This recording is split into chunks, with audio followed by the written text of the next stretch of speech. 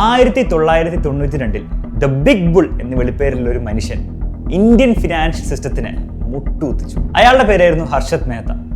അന്ന് വരെ ഇന്ത്യ കാണാത്ത ഏറ്റവും വലിയൊരു ഫിനാൻഷ്യൽ ഫ്രോഡായിരുന്നു പുള്ളിക്കാരൻ ഒപ്പിച്ചു വെച്ചത്. ഒരു സാധാരണ മിഡിൽ ക്ലാസ് ബാക്ക്ഗ്രൗണ്ടിൽ നിന്ന് സ്റ്റാർട്ട് ചെയ്ത് ഇന്ത്യൻ സ്റ്റോക്ക് മാർക്കറ്റിലെ അമിതാഭ് ബച്ചൻ എന്നറിയപ്പെടുന്ന ആ ഒരു മൊത്തം ജേണി, ആ റൈസും അതുപോലെ തന്നെ അതിന്റെ ഫോളും ഒരു ഇൻട്രസ്റ്റിംഗ് ആയുള്ള ഒരു കഥ തന്നെയാണ്. ആ ഒരു കഥയാണ് നമ്മൾ ഈ വീഡിയോയിൽ നോക്കാൻ പോകുന്നത്. കഥ മാത്രമല്ല, എങ്ങനെയാണ് ഹർഷത് മേത്ത ഈ 5000 കോടിയുടെ ഈ ഒരു സ്കാം ആക്ച്വലി ഇംപ്ലിമെന്റ് ചെയ്തത്, അതെങ്ങനെയാണ് അത് ചെയ്യാൻ സാധിച്ചത്, മാത്രമല്ല അതിന്റെ ഫലമായിട്ട് നമ്മുടെ ഇന്ത്യൻ ഫിനാൻഷ്യൽ സിസ്റ്റത്തിൽ എന്തൊക്കെ മാറ്റങ്ങളാണ് ഉണ്ടായത് എന്നുള്ള എല്ലാ കാര്യങ്ങളും നമ്മൾ ഈ വീഡിയോയിൽ നോക്കുന്നതായിരിക്കും. അപ്പോൾ നമുക്ക് സ്റ്റാർട്ട് ചെയ്യാം. അപ്പോൾ ഈ ഫിനാൻഷ്യൽ ഫ്രോഡ് എങ്ങനെയാണ് ആക്ച്വലി പുള്ളിക്കാരെ ഇംപ്ലിമെന്റ് ചെയ്ത് മനസ്സിലാക്കാൻ നമുക്ക് 1980-കളിലെ ഇന്ത്യൻ സ്റ്റോക്ക് മാർക്കറ്റിന്റെ ഒരു സിറ്റുവേഷൻ മനസ്സിലാക്കണം. അപ്പോൾ ഇന്നത്തെ പോലെ അല്ലായിരുന്നു. അതായത് ഇന്ന് നമ്മളിപ്പം ഒരു ഷെയർ ട്രേഡ് ചെയ്യുകയാണെങ്കിലും നമ്മുടെ ഒരു ആപ്പ് എടുക്കും. ഇത് നമ്മുടെ എല്ലാം ഇലക്ട്രോണിക്കലിയാണ് ചെയ്യുക. നമ്മൾ ഷെയർ വിൽക്കുകയാണെങ്കിലും ഷെയർ വാങ്ങുകയാണെങ്കിലും എല്ലാം ഇലക്ട്രോണിക് ആയിരുന്നു. അന്ന് ഇതൊക്കെ പേപ്പർ ബേസ്ഡ് ആയിരുന്നു. നമ്മളൊരു ഷെയർ വാങ്ങുകയാണെങ്കിൽ അതിൻ്റെ ഒരു സർട്ടിഫിക്കറ്റ് നിങ്ങൾക്ക് ആക്ച്വൽ പേപ്പറിൽ കിട്ടുന്നതായിരിക്കും. അത് നിങ്ങൾ സൂക്ഷിച്ച് വെക്കണം എന്ന് മാത്രമല്ല, നാളെ അത് വിൽക്കണമെങ്കിൽ നിങ്ങൾ ആ പേപ്പർ ആയിരിക്കും എക്സ്ചേഞ്ച് ചെയ്യുക. അതിന് അഗേൻസ്റ്റ് ആയിരിക്കും നിങ്ങൾക്ക് പൈസ കിട്ടുക. അപ്പോൾ ഈ ഒരു രീതിയിൽ കംപ്ലീറ്റ് പേപ്പർ ത്രൂ ആയിരുന്നു അന്നത്തെ സ്റ്റോക്ക് മാർക്കറ്റ് ട്രേഡിങ്ങും കാര്യങ്ങളും നടന്നത്. അപ്പോൾ അതുകൊണ്ട് തന്നെ ചെറിയ ചെറിയ പഴുതുകൾ ഓൾറെഡി ആ സിസ്റ്റത്തിൽ ഉണ്ടായിരുന്നു. കാരണം പേപ്പർ ബേസ്ഡ് ട്രേഡിംഗ് വരുമ്പോൾ നിങ്ങൾക്ക് എന്ത് ചെയ്യാം, ഫേക്ക് ആയിട്ടുള്ള സ്റ്റോക്കിന്റെ സർട്ടിഫിക്കറ്റും കാര്യങ്ങളൊക്കെ ഉണ്ടാക്കാം. മാത്രമല്ല ഗവൺമെന്റും ഈ സ്റ്റോക്ക് മാർക്കറ്റ് വലിയ രീതിയിൽ റെഗുലേറ്റ് ഒന്നും ചെയ്തില്ലായിരുന്നു. സ്ട്രിക്റ്റ് ആയിട്ടുള്ള ലോസോ അതിന്റെ ഇംപ്ലിമെന്റേഷനോ കാര്യങ്ങളോ ഒന്നും തന്നെ അന്ന് തന്നെ ഇല്ലായിരുന്നു. അതായത് ഒരു ഫൈനാൻഷ്യൽ ഫ്രോഡ് നടത്താനുള്ള സാഹചര്യം കുറച്ചൊക്കെ അന്ന് തന്നെ ഉണ്ടായിരുന്നു. അപ്പോൾ ഈ ഒരു സാഹചര്യത്തിൽ അന്നത്തെ ബാങ്കിങ് റെഗുലേഷൻ ആക്ട് പ്രകാരം അന്നത്തെ ഇന്ത്യൻ ബാങ്ക്സിന്, നമ്മുടെ SBI പോലത്തെ ബാങ്ക്സിനൊന്നും നമ്മുടെ സ്റ്റോക്ക് മാർക്കറ്റിൽ ഇൻവെസ്റ്റ് ചെയ്യാനുള്ള അധികാരം ഉണ്ടായിരുന്നില്ല. പക്ഷേ അതേസമയം ഗവൺമെന്റ് ബോണ്ട്സ് ഒരു മിനിമം പെർസെൻറ്റേജ് അവർ വാങ്ങിച്ച് വെക്കണമായിരുന്നു. അപ്പോൾ ഗവൺമെന്റ് ബോണ്ട്സ് എങ്ങനെയാണ് വർക്ക് ചെയ്യുന്നത് സിമ്പിളായിട്ട് ഞാൻ എക്സ്പ്ലെയിൻ ചെയ്തുതരാം. അതായത് ഇമാജിൻ ചെയ്യുക, ഗവൺമെന്റിന് കുറച്ച് പൈസ വേണം, ഒരു 500 കോടി പൈസ പെട്ടെന്ന് വേണമെന്ന് വിചാരിക്കാം. അപ്പോൾ ഗവൺമെന്റ് ബോണ്ട്സ് ഇഷ്യൂ ചെയ്യും. ഈ ബോണ്ട്സ് ഈ ബാങ്കിന് കൊടുക്കും. എന്നിട്ട് ബാങ്കിനോട് പറയും, ഒരു കാര്യം ചെയ്യും, നിങ്ങൾ ഈ ബോണ്ട് വെക്ക്, എന്നിട്ട് ഒരു 500 കോടി രൂപ ഇപ്പം ഗവൺമെന്റ് തരാൻ വേണ്ടി പറയും. അപ്പോൾ ഈ ബാങ്ക് 500 കോടി ഗവൺമെന്റ് കൊടുക്കുകയും ഈ ബോണ്ട്സ് അതിന്റെ പ്രൂഫായിട്ട് വെക്കുകയും ചെയ്യും. ആ ചെയ്യുന്നതിൽ ബാങ്കിന് എന്താണ് ഗുണം? ഈ ബോണ്ട്സ് വെക്കുന്നത് കൊണ്ട് തന്നെ ബാങ്കിന് എന്ത് ചെയ്യുന്നുണ്ടാവും? ആ 500 കോടിയുടെ ഇൻട്രസ്റ്റും കിട്ടുന്നതായിരിക്കും. ബേസിക്കലി ബാങ്ക് ഗവൺമെന്റിന്റെ അടുത്ത് ഒരു FD തുടങ്ങിയ പോലെ ആയിരിക്കും ഉണ്ടാവുക. അതിന്റെ പ്രൂഫായിട്ടാണ് അവർ ഈ ബോണ്ട് വെക്കുക. അപ്പോൾ അന്നത്തെ കാലത്ത് ഓരോ ബാങ്കും മിനിമം ഒരു പെർസെൻറ്റേജ് ഇങ്ങനെ ഗവൺമെന്റ് ബോണ്ട്സ് ആയിട്ട് വാങ്ങി വെക്കണമെന്ന് നിയമം ഉണ്ടായിരുന്നു. അപ്പോൾ അതുകൊണ്ട് തന്നെ മിക്ക ബാങ്ക്സ് എന്താണ് ആ നിയമപ്രകാരം ഗവൺമെന്റ് ബോണ്ട്സിൽ ഇൻവെസ്റ്റ് ചെയ്ത്, അതായത് ബേസിക്കലി ഗവൺമെന്റ് പൈസ കൊടുത്ത് ഈ ബോണ്ട്സ് എന്താണ് സൂക്ഷിച്ച് വെക്കുമായിരുന്നു. അപ്പോൾ ഈ ഒരു സിസ്റ്റത്തിൽ ഒരു ചെറിയ ലൂപ്പ് ഹോൾ ഉപയോഗിച്ചിട്ടാണ് നമ്മുടെ ഹർഷത് മേത്ത ഈ ഫിനാൻഷ്യൽ ഫ്രോഡ് ക്യാരി ഔട്ട് ചെയ്തത്. അപ്പോൾ അതെങ്ങനെയാണ് ചെയ്ത് നമുക്ക് മനസ്സിലാക്കാൻ നോക്കാം. അതായത് ഇമാജിൻ ചെയ്യും, എല്ലാ ബാങ്കിനും ഇതുപോലെ ബോണ്ടും കാര്യങ്ങളൊക്കെ ഉണ്ട്, ഗവൺമെന്റ് ബോണ്ട്സ് ഒക്കെ ഉണ്ട്. പക്ഷേ അതിൽ ഒരു ബാങ്കിന് ഇപ്പോൾ കുറച്ച് ഷോർട്ട് ടേമിലേക്ക് കുറച്ച് ഫണ്ട് വേണമെന്ന് വിചാരിക്കുക. ഒരു കാര്യം ചെയ്യാൻ വേണ്ടി ഫണ്ട് വേണം, ഒരു 10 കോടി രൂപ വേണം. അപ്പോൾ ആ ബാങ്ക് എന്ത് ചെയ്യും? ആ ബാങ്ക് വേറൊരു ബാങ്കിൻ്റെ അടുത്ത് പോയി ചോദിക്കും. ഫോർ എക്സാമ്പിൾ ഒരു ബാങ്ക് A ഉണ്ട്, ആ ബാങ്ക് Aക്ക് 10 കോടി വേണം. ആ ബാങ്ക് A എന്ത് ചെയ്യും? ബാങ്ക് B, അത് കുറച്ച് എക്സ്ട്രാ പൈസ ഉണ്ടെന്ന് വിചാരിക്കുക. ബാങ്ക് Bനോട് ചോദിക്കും, ഞങ്ങൾക്കൊരു 10 കോടി വേണം, 2 മാസത്തേക്കാണ് വേണ്ടുള്ളൂ, ആ 2 മാസത്തേക്ക് നിങ്ങൾ പൈസ തരിക, വിത്ത് ഇൻട്രസ്റ്റ് തിരിച്ചു തരുന്നതായിരിക്കും. ഓക്കെ, അപ്പോൾ ഈ ഒരു അറേഞ്ച്മെന്റിന് ബാങ്ക് Bനോട് ചോദിക്കുകയാണ്. പക്ഷേ ബാങ്ക് B ആ പൈസ വെറുതെ ബാങ്ക് Aക്ക് കൊടുക്കേണ്ട ആവശ്യമില്ല. ബാങ്ക് Bക്ക് എന്ത് ചെയ്യേണ്ടി വരും? എന്തെങ്കിലും ഒരു കൊളാട്രൽ, എന്തെങ്കിലും പണയമായിട്ട് വേണ്ടി വരും. അപ്പോൾ ബാങ്ക് A പറയും, കുഴപ്പമില്ല, ഞങ്ങളുടെ ഓൾറെഡി ഗവൺമെന്റ് ബോണ്ട്സ് ഉണ്ട്, അതിന് ഒരു വാല്യൂ ഉണ്ടല്ലോ, അപ്പോൾ ആ ഒരു ബോണ്ട് നിങ്ങൾ കൊളാട്രലായിട്ട് നിങ്ങളുടെ ബാങ്കിൽ വെച്ചോളൂ. അപ്പോൾ ഈ ഒരു അറേഞ്ച്മെന്റ് പ്രകാരം എന്താ സംഭവിക്കുക വെച്ചാൽ, ബേസിക്കലി ബാങ്ക് A എന്ത് ചെയ്യും? ബാങ്ക് Aയുടെ കയ്യിലുള്ള ഗവൺമെന്റ് ബോണ്ട്സിന്റെ ഒരു ചെറിയ ഭാഗം ബാങ്ക് Bയിലേക്ക് മാറ്റും. ആക്ച്വലി ഫിസിക്കലി എന്ത് ചെയ്യും? ഒരാളെ വിട്ടിട്ടോ അല്ലെ ഒരു ഗ്രൂപ്പ് ആൾക്കാരെ വിട്ടിട്ട് ബാങ്ക് Bക്ക് കൊണ്ട് കൊടുക്കും. അത് കൊളാട്രലായിട്ട് ബാങ്ക് B വെക്കുകയും ബാങ്ക് B എന്ത് ചെയ്യും? അതിന് അഗെയിൻസ്റ്റ് ആയി 10 കോടി രൂപ ബാങ്ക് Aക്ക് കൊടുക്കുകയും ചെയ്യും. 2 മാസം കഴിയുമ്പോൾ ഈ ഒരു പൈസ 10 കോടി with interest bank A bank Bക്ക് തിരിച്ചു കൊടുക്കുന്ന സമയത്ത് ഈ കൊളാട്രലായിട്ട് പണയത്തിന് വെച്ച ആ ഒരു ബോണ്ട് ബാങ്ക് B ബാങ്ക് Aക്ക് കൊടുക്കും. അപ്പോൾ ഇതായിരുന്നു അന്നത്തെ ഒരു സംവിധാനം. ഇത് മനസ്സിലാക്കാൻ കുറച്ച് ബുദ്ധിമുട്ടുണ്ടെങ്കിൽ സിമ്പിൾ എക്സാമ്പിൾ വെച്ച് പറഞ്ഞുതരാം. ഫോർ എക്സാമ്പിൾ, നിങ്ങൾക്ക് ഇപ്പോൾ ഒരു 10,000 രൂപ വേണം. 10,000 രൂപ നിങ്ങൾ ഒരാൾക്കാരോട് ചോദിക്കുകയാണ്, ആരും തരുന്നില്ല. കാരണം അവർക്ക് എന്താണ്, നിങ്ങളെ വിശ്വാസമില്ല. അങ്ങനെ ഒരു ഫ്രണ്ടിൻ്റെ അടുത്ത് പോയപ്പോൾ അവൻ പറഞ്ഞു, ഒരു കാര്യം ചെയ്യും, ഞാൻ 10,000 രൂപ തരാം, പക്ഷേ നീ എന്തെങ്കിലും പണയത്തിന് വെക്കണം എന്ന് പറഞ്ഞു. എനിക്കൊരു പ്രൂഫ് വേണ്ട, ഒരു ഉറപ്പ് വേണ്ടേ, നീ ആ 10,000 രൂപ തിരിച്ചു തരുന്നില്ലായിരുന്നു. തിരിച്ചു തന്നില്ലെങ്കിൽ ഈ സാധനം വിറ്റിട്ടാണെങ്കിലും ഞാൻ പൈസ ഉണ്ടായിക്കോളാം. പണ്ട് കാണാൻ വാങ്ങിച്ചാൽ 30,000 രൂപയുടെ ഒരു ഗോൾഡൻ നെക്ലേസ് നിങ്ങളുടെ വീട്ടിലുണ്ടെന്ന് വിചാരിക്കാം. നിങ്ങളൊരു കാര്യം ചെയ്തു, നിങ്ങൾ എന്ത് ചെയ്തു? ആ ഒരു നെക്ലേസ് ഇവൻ എന്ത് ചെയ്തു? പണയത്തിന് വെച്ചു. എന്നിട്ട് ഈ 10,000 രൂപ അവൻ തന്നു. കാരണം അവൻ്റെ അടുത്ത് കൊളാട്രൽ ഉണ്ടല്ലോ, ഓൾറെഡി ഈ ഒരു സേഫ്റ്റി ഉണ്ടല്ലോ. നിങ്ങൾ ആ 10,000 രൂപ വാങ്ങുന്നു, ഒരു 3 മാസം കഴിയുമ്പോൾ നിങ്ങൾ അത് വിത്ത് ഇൻട്രസ്റ്റ് നിങ്ങൾ തിരിച്ചു കൊടുക്കുന്നു. നിങ്ങൾക്ക് ആ ഒരു ഗോൾഡൻ നെക്ലേസ് തിരിച്ചെടുക്കുകയും ചെയ്യാം. അപ്പോൾ ഈ ഒരു രീതിയിലാണ് ബേസിക്കലി 2 ബാങ്കുകൾ തമ്മിൽ ട്രാൻസാക്ഷൻ നടത്തിയത്. ഇപ്പോൾ മനസ്സിലാക്കാൻ പറ്റിയെന്ന് വിചാരിക്കുന്നു. പക്ഷേ ഈ ഒരു സിസ്റ്റത്തിൽ ചെറിയൊരു പ്രശ്നം എന്തായിരുന്നു വെച്ചാൽ, ഇത് ഭയങ്കര സ്ലോ പ്രോസസ്സായിരുന്നു. അതായത് ആക്ച്വലി ഫിസിക്കലി ഒരു ബാങ്കിൽ നിന്ന് വേറെ ബാങ്കിലേക്ക് ബോണ്ട് ട്രാൻസ്ഫർ ചെയ്യുകയും അതിൻ്റെ പേയ്മെൻറ്റ് കളക്ട് ചെയ്യും, വീണ്ടും ആ പേയ്മെൻറ്റ് തിരിച്ചു കൊടുക്കുകയും വിത്ത് ഇൻട്രസ്റ്റ് തിരിച്ച് ബോണ്ട് എടുക്കുക എന്ന് പറഞ്ഞാൽ ഭയങ്കര സ്ലോ ആയിട്ടുള്ള പ്രോസസ്സായിരുന്നു, തീരെ എഫിഷ്യൻ്റ് അല്ലായിരുന്നു. അപ്പോൾ ഈ ഒരു മൊത്തം സിസ്റ്റം എഫിഷ്യൻ്റ് ആക്കാൻ വേണ്ടി ഈ ബാങ്കുകൾ തമ്മിൽ ഒരു പുതിയൊരു സംവിധാനം ഉണ്ടാക്കി. അതിൻ്റെ പേരാണ് ബാങ്ക് റെസീറ്റ് അഥവാ BR. അപ്പോൾ BR വെച്ചിട്ട് ഇതേ സെയിം ട്രാൻസാക്ഷൻ എങ്ങനെയാണ് ചെയ്യുന്നത് ഞാൻ പറഞ്ഞുതരാം. അതായത് ബാങ്ക് എക്ക് 10 കോടി വേണം, ബാങ്ക് ബി പറയും 10 കോടി തരാം, പക്ഷേ കൊളാട്രൽ ആയിട്ട് എന്തെങ്കിലും വെക്കണം. അപ്പോൾ ബാങ്ക് എ പറയും ഒരു കാര്യം ചെയ്യും, ഈ കൊളാട്രൽ ഐ ഡി ബോണ്ടൊക്കെ വെക്കുക എന്ന് പറഞ്ഞാൽ ഭയങ്കര കോംപ്ലിക്കേറ്റഡ് പ്രൊസീജിയറാണ്. അപ്പോൾ ഞങ്ങളൊരു കാര്യം ചെയ്യാം, ബോണ്ട് ഞങ്ങളുടെ അടുത്തുണ്ട്, ആ ബോണ്ട് ഉള്ളതിൻ്റെ പ്രൂഫായിട്ട് ഞങ്ങളൊരു ഡോക്യുമെൻറ്റ് തരാം. ആ ഡോക്യുമെൻറ്റ് പറയും ഞങ്ങളുടെ അടുത്ത് ഈ ബോണ്ട് ഉണ്ട് എന്ന് മാത്രമല്ല അതിൻ്റെ റൈറ്റ് നിങ്ങൾക്കും ഉണ്ട്. നമ്മൾ ഈ ട്രാൻസാക്ഷൻ പ്രകാരം ഞങ്ങൾ പൈസ തന്നില്ലെങ്കിൽ അത് ക്ലെയിം ചെയ്യാനുള്ള റൈറ്റ് നിങ്ങൾക്ക് ഉണ്ടെന്നുള്ളതിൻ്റെ ഒരു ഡോക്യുമെൻറ്റ്, ഒരു പ്രൂഫ് തന്നാൽ മതിയല്ലോ. ആ പ്രൂഫാണ് ബാങ്ക് റെസീറ്റ്.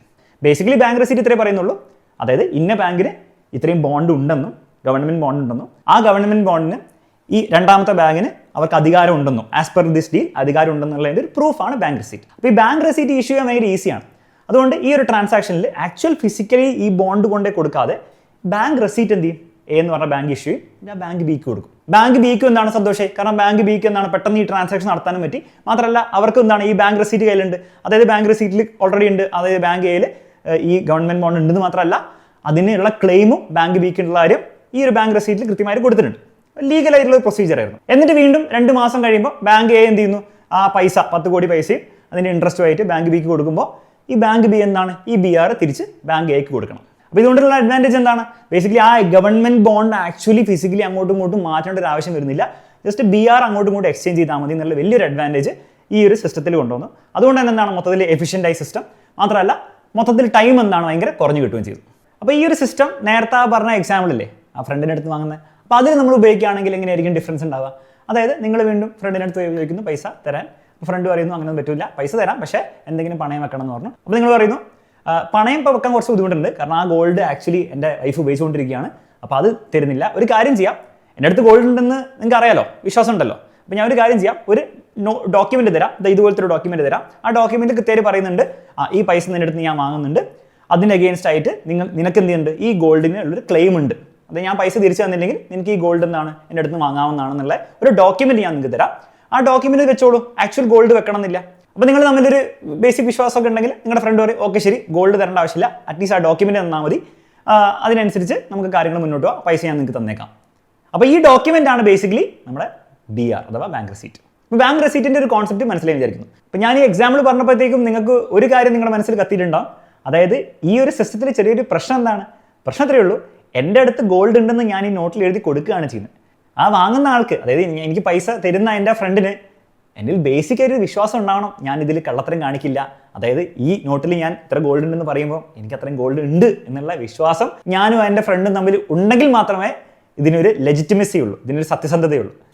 അതേപോലെ തന്നെയാണ് ബാങ്കുകൾ തമ്മിൽ. അപ്പം അന്നത്തെ കാലത്ത് ബാങ്കുകൾ തമ്മിലും മാത്രമല്ല ഈ പരിപാടി ആക്ച്വലി ചെയ്യുന്നത് ബാങ്ക്സ് അല്ല, ഡയറക്റ്റ്ലി ബാങ്ക്സ് അങ്ങോട്ടും ഇങ്ങോട്ടും ഇന്ററാക്ട് ചെയ്ത് ചെയ്യല്ല ചെയ്യുക, അത് ചെയ്യുന്നത് ബ്രോക്കേഴ്സ് ആയിരുന്നു.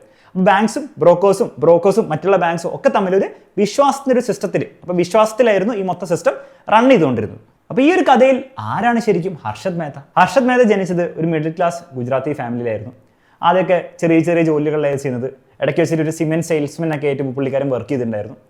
അതിനുശേഷം ലേറ്റ് 1970s സ്റ്റോക്ക് മാർക്കറ്റിലേക്ക് കടന്നത്. സ്റ്റോക്ക് മാർക്കറ്റിൽ കയറിയ ശേഷം അയാളുടെ ഗ്രാഫ് മുകളിലേക്ക് മാത്രമായിരുന്നു ഉണ്ടായിരുന്നത്. പിന്നീട് 1984 സ്വന്തമായിട്ടുള്ള ഒരു ബ്രോക്കറേജ് ഫേമും ഇദ്ദേഹം സ്റ്റാർട്ട് ചെയ്തു. അതിൻ്റെ പേരായിരുന്നു ഗ്രോമോർ. ആൾ ഭയങ്കര ആംബീഷ്യസും ഭയങ്കര കരിസ്മാറ്റിക് ആയുള്ള ആളായിരുന്നു. അതുകൊണ്ട് തന്നെ ജനറലി അയാളുടെ കൊളീഗ്സും അതുപോലെ തന്നെ എംപ്ലോയീസും അതുപോലെ തന്നെ ബാങ്ക്സും ബ്രോക്കേഴ്സും ഒക്കെ ഇയാളെ ഭയങ്കര ഇഷ്ടമായിരുന്നു, ഇയാളെ വലിയ ആരാധനയായിരുന്നു. ഉണ്ടാക്കിയ പൈസ പുറത്ത് കാണിക്കാൻ വലിയ മടിയുള്ള ആളൊന്നും ആയിരുന്നില്ല. അന്നത്തെ കാലത്ത് മുംബൈയിൽ ഇദ്ദേഹത്തിന് 17,000 സ്ക്വയർ ഫീറ്റ് ഉള്ള ഒരു അപ്പാർട്ട്മെൻറ്റും അതിൻ്റെ ഉള്ളിൽ തന്നെ ഒരു മിനി ഗോൾഫ് കോഴ്സും ഒരു സ്വിമ്മിംഗ് പൂളും എല്ലാം ഉണ്ടായിരുന്നു. ഇതുകൂടാതെ വലിയൊരു ലക്ഷറി കാറിൻ്റെ കളക്ഷൻ തന്നെ പുള്ളിക്കാരൻ ഉണ്ടായിരുന്നു. അന്നത്തെ കാലത്ത് 3 പേർക്ക് ഇന്ത്യയിൽ ടൊയോട്ട ലെക്സസ് ഉണ്ടായിരുന്നുള്ളൂ, അതിൽ ഒന്ന് ഹർഷദ് മേത്തയായിരുന്നു. ഇതുകൂടാതെ പബ്ലിക്ലിയും മീഡിയയിലും ഒക്കെ സംസാരിക്കാനൊന്നും ഒരു മടിയില്ലാത്ത ആളായിരുന്നു. ഇൻ്റർവ്യൂസിലൊക്കെ സ്വയം പുകഴ്ത്താനും അതുപോലെ തന്നെ എനിക്ക് സ്റ്റോക്ക് മാർക്കറ്റിനെ പറ്റി ഒരു 6th സെൻസ് ഉണ്ടെന്ന് പറയാനൊന്നും ഒരു മടിയും കാണിച്ചിട്ടില്ല. അന്നത്തെ മീഡിയയും ഇത് ഏറ്റെടുത്തു.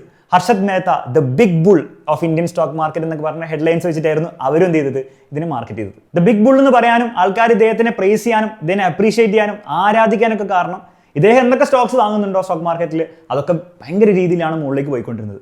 അപ്പോൾ ഹർഷദ് മേത്ത വാങ്ങുന്ന സ്റ്റോക്സ് ജസ്റ്റ് ഒന്ന് ഒബ്സർവ് ചെയ്താൽ തന്നെ അതിൽ തന്നെ നമ്മൾ പൈസ ഇൻവെസ്റ്റ് ചെയ്തിരുന്നെങ്കിൽ അന്നത്തെ കാലത്ത് നമുക്ക് ഭയങ്കര രീതിയിൽ റിട്ടേൺസ് ഉണ്ടാക്കായിരുന്നു.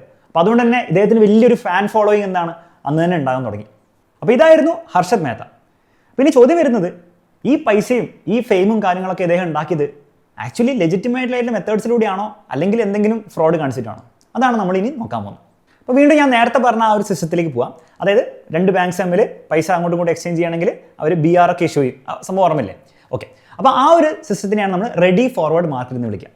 അപ്പോൾ ഈ റെഡി ഫോർവേഡ് മാർക്കറ്റിലെ ഒരു ഇമ്പോർട്ടൻ്റ് ആയിട്ടുള്ള ബ്രോക്കർ ആയിരുന്നു ഹർഷത് മേത്ത. അപ്പോൾ പുള്ളിക്കാരൻ എന്താ ചെയ്തതെന്ന് വെച്ചാൽ ഈ മൊത്ത സിസ്റ്റത്തിൽ ഒരു ലൂപ്പ് ഹോൾ ഉണ്ടായിരുന്നു. ആ ലൂപ്പ് ഹോൾ ഒരു പക്ഷേ നിങ്ങൾ തന്നെ ഐഡന്റിഫൈ ചെയ്തിട്ടുണ്ടെങ്കിൽ കമന്റ് ബോക്സിൽ ഒന്ന് കമന്റ് ചെയ്യാവുന്നതാണ്. അപ്പോൾ ആ ലൂപ്പ് ഹോൾ ഇയാളെ അങ്ങോട്ട് എക്സ്പ്ലോയിറ്റ് ചെയ്തു. ഇപ്പോൾ ഇത് കുറച്ച് ടെക്നിക്കൽ ആയിട്ട് കാര്യമാണ്, അതുകൊണ്ട് ഞാൻ സ്റ്റെപ്പ് ബൈ സ്റ്റെപ്പ് സിമ്പിളായിട്ട് പറഞ്ഞു തരാൻ വേണ്ടി ശ്രമിക്കാം. അപ്പോൾ ഹർഷത് മേത്ത എന്ത് ചെയ്യും? ഹർഷത് മേത്ത ഒരു ബാങ്കിന് എടുത്തു പോകും. അപ്പോൾ ആ ബാങ്കിൻ്റെ പ്രത്യേകത എന്താണെന്ന് വെച്ചാൽ ഞാൻ ആദ്യം പറഞ്ഞിട്ടുണ്ടായിരുന്നു, ഓരോ ബാങ്ക്സും മിനിമം ഒരു പെർസെൻറ്റേജ് ഗവൺമെൻറ് ബോണ്ട്സ് ഹോൾഡ് ചെയ്യണം. അപ്പോൾ എല്ലാ ബാങ്ക്സിനും അങ്ങനെ ഹോൾഡ് ചെയ്യാൻ പറ്റണമെന്നില്ല ഒരു സമയത്ത്, കാരണം ഇപ്പോൾ അവർക്ക് ഫണ്ടും കാര്യങ്ങളൊന്നും ഉണ്ടാവില്ല. അപ്പോൾ ആ ഒരു റിക്വയർമെൻറ്റ് മീറ്റ് ചെയ്യാത്ത ഒരു ബാങ്കിൻ്റെ അടുത്ത് പോയിട്ട് പറയും, ഓക്കെ നിങ്ങൾ ആ വേണ്ട ഗവൺമെൻറ് ബോണ്ട്സ് ഹോൾഡ് ചെയ്യുന്നില്ലല്ലോ, അപ്പോൾ നിങ്ങൾക്ക് പ്രശ്നമാണ്. അപ്പോൾ ഒരു കാര്യം ചെയ്യാം, ഗവൺമെൻറ് ബോണ്ട്സ് ഞാൻ റെഡിയാക്കി തരാം. ബോണ്ടായിട്ടല്ല, എൻ്റെ BR ആയിട്ട് ഞാൻ തരാം. കാരണം BR മതിയല്ലോ, ആ BR ഞങ്ങൾ സംഘടിപ്പിച്ച് തരാം. നിങ്ങളൊരു കാര്യം ചെയ്താൽ മതി, ആ BRന് അഗെയിൻസ്റ്റ് ആയിട്ടുള്ള പൈസ എനിക്ക് തന്നാൽ മതി എന്നുള്ള കാര്യം പറയും. അതിൻ്റെ ബ്രോക്കറേജും കാര്യങ്ങളൊക്കെ സാധാരണ ബ്രോക്കേഴ്സ് വാങ്ങുന്നതിനേക്കാളും കുറവായിട്ടായിരുന്നു ഇദ്ദേഹം വാങ്ങിച്ചത്. എന്നിട്ട് മറ്റൊരു ബാങ്കിൻ്റെ അടുത്ത് പോയിട്ട് ആക്ച്വൽ BRന് പകരം ഫേക്ക് BR ഉണ്ടാക്കിക്കും. അത് ബാങ്കിലെ ഏറ്റവും ഹയർ ഓഫീഷ്യൽസിൻ്റെ അടുത്തൊന്നുമല്ല, അത് ഏതെങ്കിലും ക്ലർക്സിൻ്റെ അടുത്തൊക്കെ കുറച്ച് പൈസ കൊടുത്ത് കുറച്ച് കൈക്കൂലി കൊടുത്ത് ഫേക്ക് ആയിട്ടുള്ള BR, അതായത് ആ ബാങ്ക്സിന് ഇല്ലാത്ത ബോണ്ടിൻ്റെ BR ഇഷ്യൂ ചെയ്യിപ്പിക്കും. എന്നിട്ട് എന്ത് ചെയ്യും? ഈ ആദ്യം പറഞ്ഞ ബാങ്കിന് കൊണ്ടേ കൊടുക്കും. അപ്പോൾ ആ ബാങ്കിന് സന്തോഷമേ, ആ ബാങ്ക് എന്ത് ചെയ്യും? അതിൻ്റെ ഒരു പൈസ ഉണ്ടാവുമല്ലോ, BR അങ്ങോട്ട് കൊടുക്കുമ്പോൾ ഒരു പൈസ കിട്ടുമല്ലോ, 100 കോടിയോ അല്ല 50 കോടിയോ, ആ പൈസ ഹർഷത് മേത്ത വാങ്ങും. എന്നിട്ട് ആ ഫസ്റ്റ് ബാങ്കിൽ, അതായത് ഈ BR ഇഷ്യൂ ചെയ്ത് ഫേക്ക് ആയിട്ടാണെങ്കിലും BR ഇഷ്യൂ ചെയ്ത ബാങ്കിന് കൊടുക്കാതെ ഈ പൈസ ഇന്ത്യൻ സ്റ്റോക്ക് മാർക്കറ്റിൽ ഇൻവെസ്റ്റ് ചെയ്യും. കാരണം അന്നൊരു സംവിധാന പ്രകാരം ഈ ബ്രോക്കേഴ്സിന് ഈ ഒരു പൈസ ഈ സെറ്റിൽമെന്റ് പീരീഡിനിടയിൽ കുറച്ച് ദിവസത്തേക്കൊക്കെ, ചില സമയത്ത് കുറച്ച് ആഴ്ചകൾക്ക് വരെ ഈ പൈസ അവരുടെ അക്കൗണ്ടിൽ വെക്കായിരുന്നു.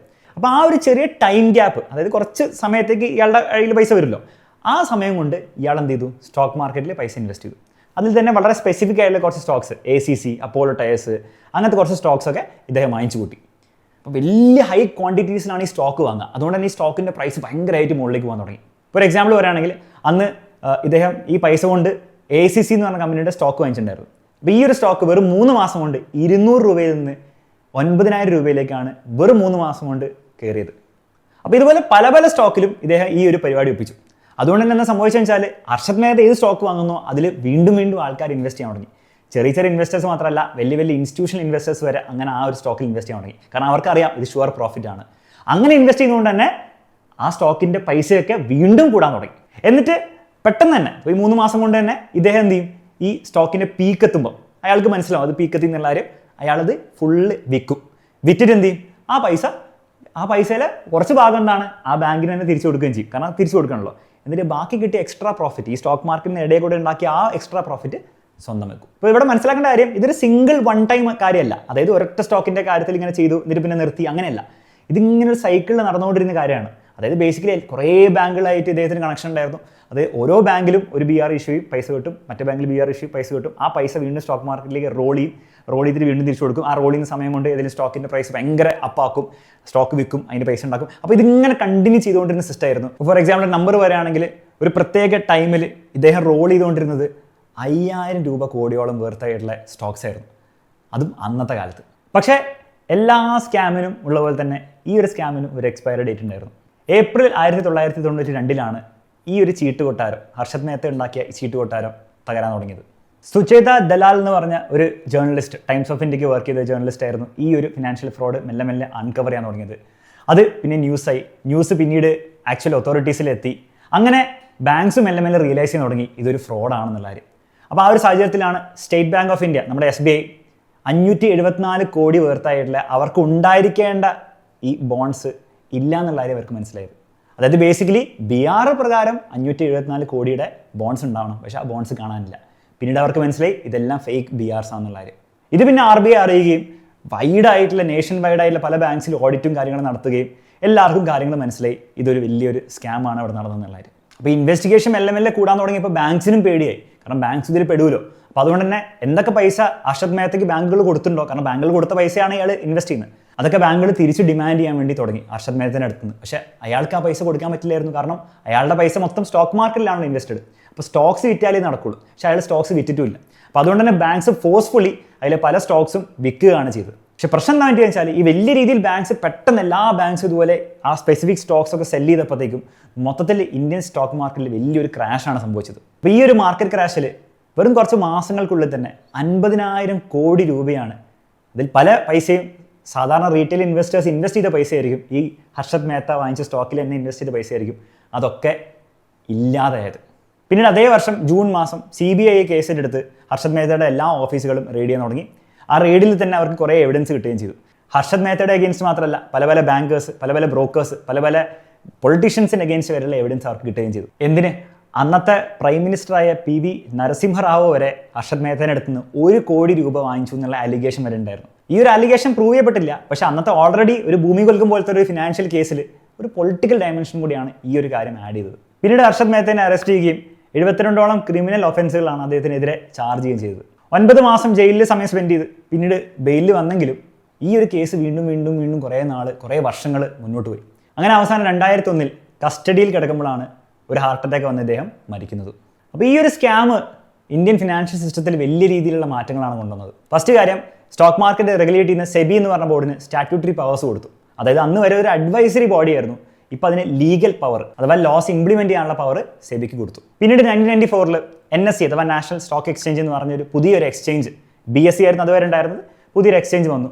അതിനോടൊപ്പം തന്നെ അവർ ഇലക്ട്രോണിക് ട്രേഡിംഗ് കൊണ്ടുവന്നു. ഇലക്ട്രോണിക് ട്രേഡിംഗ് വരുമ്പോൾ ഓവറോൾ ട്രാൻസ്പെറൻസി കുറച്ചുകൂടി കൂടി. ഇതുകൂടാതെ ബാങ്കിങ് സിസ്റ്റത്തിൽ തന്നെ പുതിയ പുതിയ റിഫോംസും അതുപോലെ തന്നെ കുറച്ചുകൂടി സ്ട്രിക്റ്റ് ആയിട്ടുള്ള ഓഡിറ്റിംഗ് പ്രൊസീജിയേഴ്സും റെഗുലേഷൻസും കാര്യങ്ങളൊക്കെ ഗവൺമെൻറ് കൊണ്ടുവന്നു. അപ്പം അങ്ങനെ ഈ ഹർഷദ് മേത്ത സ്റ്റോറി കേൾക്കുമ്പോൾ ഒരു ബോളിവുഡ് ത്രില്ലർ കഥ പോലെ തോന്നുമെങ്കിലും ഇന്ന് ഇന്ത്യൻ സ്റ്റോക്ക് മാർക്കറ്റിനെ ഷേപ്പ് ചെയ്തെടുത്തത് അന്ന് നടന്ന കാര്യങ്ങളാണ്. അപ്പോൾ ഇന്നത്തെ ഈ പുതിയ കാലത്ത് കോംപ്ലക്സ് ആയിട്ടുള്ള ബാങ്കിങ് സിസ്റ്റവും പുതിയ പുതിയ ഫിനാൻഷ്യൽ ഇൻസ്ട്രുമെൻസും ക്രിപ്റ്റോ കറൻസീസും ഒക്കെ വരുന്ന ഈ ഒരു കാലത്ത് അന്ന് ഹർഷദ് മേത്ത ഈ സ്കാമിൽ നിന്ന് പഠിച്ച പാഠങ്ങൾ തീർച്ചയായും റെലവൻ്റ് ആണെന്നുള്ള കാര്യം പറയാതിരിക്കാൻ പറ്റില്ല. അപ്പോൾ അത്രയേ ഉള്ളൂ ഈ വീഡിയോയിൽ പറയാൻ.